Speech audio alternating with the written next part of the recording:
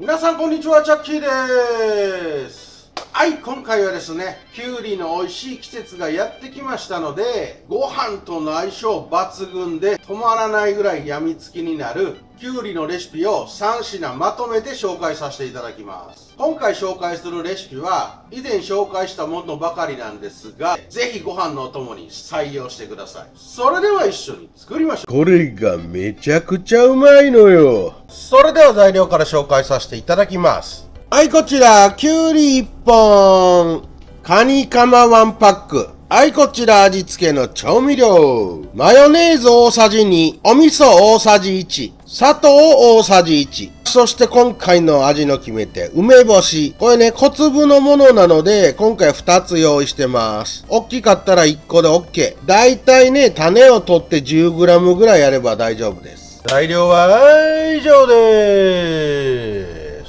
はい、まずは今回の味の決め手、めちゃくちゃ美味しいタレから合わせていきます。まずね、梅干し。これ種を取り除いてください。よいしょ。そして、包丁などでね、細かく叩いて、ペースト状にしてください。はい、これしっかりとね、包丁で叩いて、ペースト状にすることで、ほんと美味しいタレ全体的に絡むのでね、この梅の爽やかな香りと酸味がめちゃくちゃ効いてて最高のタレです。はい、こんな感じで、しっかりと叩き潰してペースト状にする。そしたらこれね、ボウルの方に入れといてください。はい、こちら、ペースト状にした梅。ここへ先ほど用意しておいた調味料すべて入れます。はい、お味噌。あとマヨネーズ。よいしょ。そしてお砂糖。はい、あとはこれね、しっかりと混ぜ合わせてなじましといてください。これがめちゃくちゃ爽やかで美味しい梅味噌マヨ。マジで美味しいんでね、めっちゃおすすめ。特に夏の暑い日なんかね、この梅の爽やかな酸味と香り、そしてね、まろやかになったちょっと甘じょっぱい味噌だれが最高なんで。はい、こんな感じ。しっかり混ぜ合わしとく。もうこれで完成よ。梅味噌マヨマジで。はい、これがめちゃくちゃうまいのよ。お次はカニカマ。まずこれね、すべて取り出してください。カニカマっては、なんか1本ずつ袋に入ってるから結構めんどくさいですよね。まあ、とりあえずね、カニカマ、バラバラにほぐすんですけど、簡単にほぐれる方法を紹介しますんでね、こんな感じでカニカマを並べながらとりあえず出してください。これ並べとくとめちゃくちゃ作業しやすい。はい、オッケー。はい、登場。ちょっと長めの菜箸用意してください。そして、この並べたカニカマの上で、押さえつけながらコロコロと転がす。はい、こんな感じ。ちょっとまとめてやったら大変か。まあ、3、4本並べていただいて、コロコロと転がす。こんな感じ。押しつぶしていく感じ。ほら見て。もう簡単にバラバラになってきたでしょ。この方法を覚えておくとめちゃくちゃ簡単にほぐれちゃうんで、はい、グリグリグリーっとね、転がしちゃう。ほら、もう簡単にバラバラになった。そしたらこちら先ほどの梅味噌マヨのボウルに入れといてください。ほんと今回ね、バラバラにしたカニカマと刻んだきゅうり和えるだけなんで、マジで簡単なのよ。はい、こんな感じで転がす。もうあっという間にバラリンチョよ。ほら、もうあとちょっと手でぐちゃぐちゃっとほぐす感じで OK。はい、そしたらボウルにすべて入れといてください。ほんとね、このカニカマ、ほんのりカニの風味もついてね、ちょっとあるだけで美味しくなるんで、むちゃくちゃ使いやすくて便利。コスパもいいですしね、ボリュームも出ます。はい、お次はきゅうりのね、アク抜きからして刻んでいきます。まずこちら、両サイド、ヘタをポンポンと切り落としていただいて、この切り落としたヘタを切り口に押し当てながらくるくるっとね、30秒ぐらいこすり合わせてください。そうすると、ほら、見て。なんか白い泡々が出てきたじゃないですか。これ、きゅうりのアクです。このアク抜きね、やるとやらないとでは、きゅうりの苦味などね、全然違う。ほんと一気に美味しくなるんで、これ両サイドくるくるっと30秒ぐらい押し当てて、回す。こすり合わせる。はい、この滲み出た白い泡。めっちゃまずいアクなんで、さっと水洗いしてきれいにしてきてください。はい、きゅうり、アク抜きして、きれいに水洗いしてね、水気を拭き取ったら細切りにしていきます。はい、きゅうりの方ね、細切りに簡単にする方法。斜めに、まずはね、スライスしてください。こんな感じですね。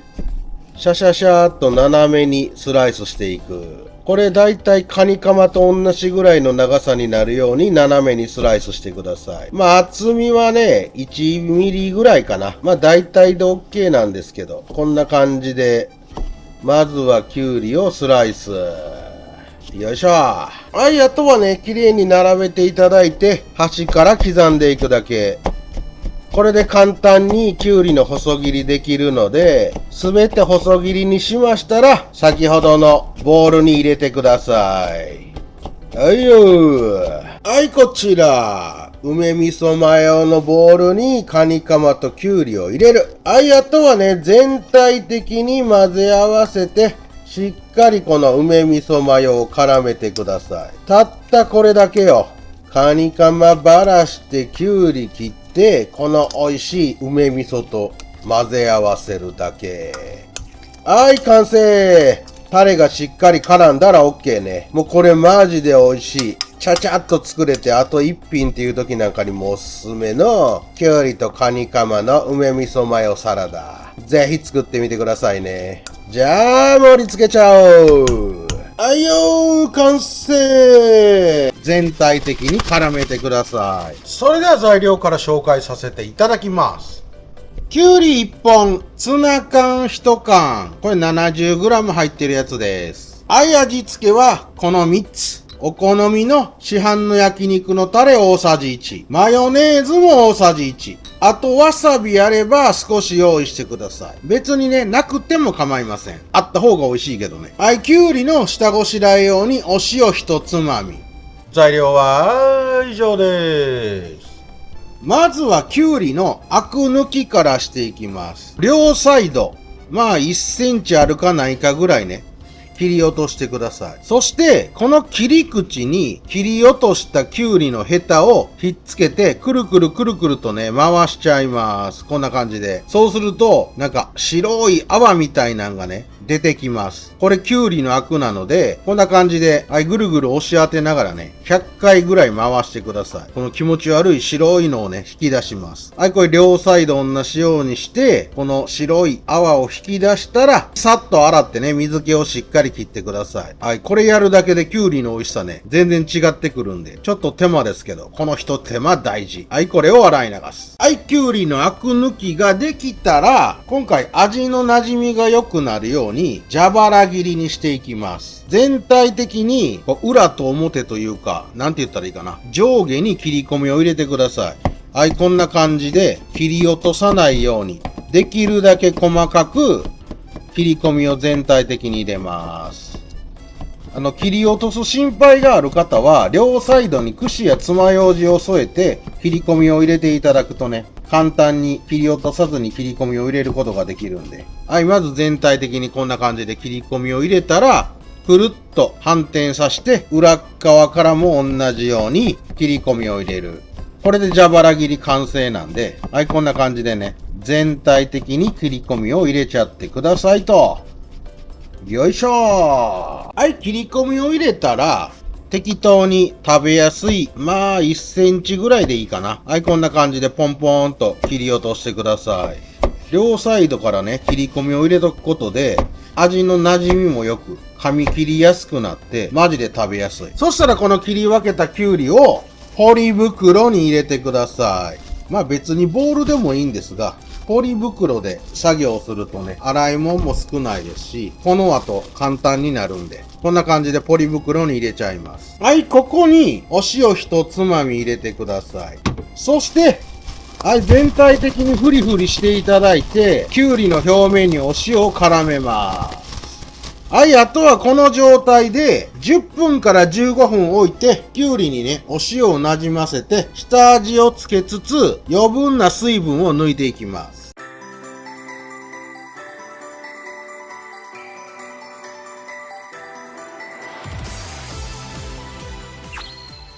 はい、今だいたいね、10分ぐらい塩してなじませました。そうすると、きゅうりもね、ふにゃっと柔らかくなり、余分な水分がにじみ出てきますので、これね、袋の口を下にして、ギュッとね、絞って、しっかり水分を切ってください。はいよー、今しっかり握って、きゅうりの余分な水分を切りました。そしたら味付けしていきます。ここにシーチキン。はい、これすべて入れてください。よいしょと。もうオイルごといってくれて構いません。はい、マヨネーズ。これも全部大さじ1杯ね。焼肉のタレ。